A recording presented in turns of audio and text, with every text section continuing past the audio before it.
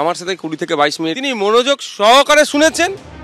হলদিয়ার বিধায়ক তাপসী মণ্ডল যেদিন বিজেপি ছেড়ে তৃণমূলে যোগ দিলেন সেদিনই নবান্নে গিয়ে মুখ্যমন্ত্রীর সঙ্গে আইএসএফ বিধায়ক নওশাদ সিদ্দিকীর বৈঠক, যা ঘিরে শুরু হয়েছে জোর জল্পনা।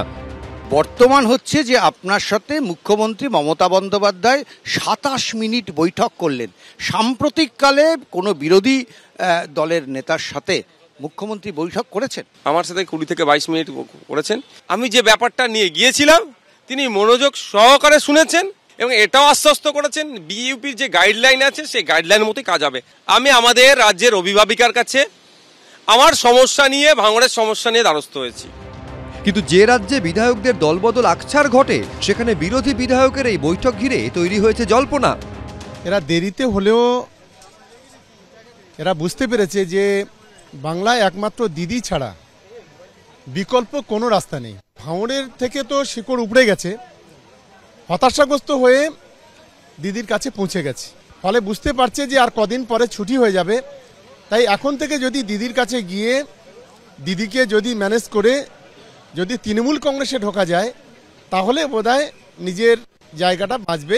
তিনি আসলে সরকারের পক্ষে না সরকারের বিরোধী এটা তিনি মনে নিজেই বুঝে উঠতে পারছিলেন না।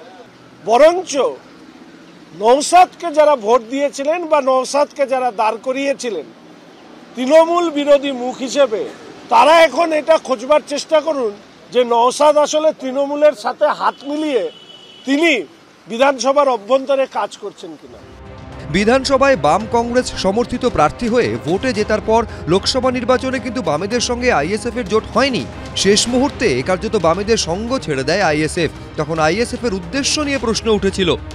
বামপন্থীরা বলছেন নৌশাদের গতিবিধি আমাদের ঠিক পছন্দ। সব যে বামপন্থী বলছে ওসব বামপন্থী নামে, তারা ধান্দাপন্থী। এই উপনির্বাচনে তাদের সঙ্গে লড়লেন। আমি কি বললাম, যে ধান্দাপন্থীটা বলছে বামপন্থীর নামে। উনি ছিলেন আমাদের সঙ্গে গত বিধানসভা নির্বাচনে, উনি আমাদের সমর্থিত প্রার্থী ছিলেন, জিতেছেন। আবার লোকসভার সময় উনি ছিলেন না, নিজেই ঘোষণা করলেন, নিজেই চলে গেলেন। কেন আমরা বলতে পারবো না, কিন্তু আবার উপনির্বাচনে এসেছেন।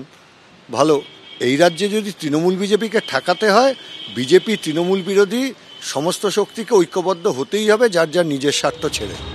নওশাদের দলবদলের জল্পনার মধ্যেই হুঁশিয়ারি ছুড়ে দিয়েছেন আইএসএফ এর রাজ্য সহ সভাপতি। শুধু নওশাদ যদি যায় তাকে তো বের করে দেবই দল থেকে, এবং আরও কেউ গেলেও তাদেরকে দল থেকে বের করে দেওয়া হয়েছে এবং ভবিষ্যতেও বের করে দেওয়া হবে। সব মিলিয়ে বিধানসভা ভোট যত এগিয়ে আসছে দলবদলের জল্পনা ততই জোরালো হচ্ছে। উজ্জ্বল মুখোপাধ্যায়, হিন্দোল দে, সমীরণ পাল, এবিপি আনন্দ।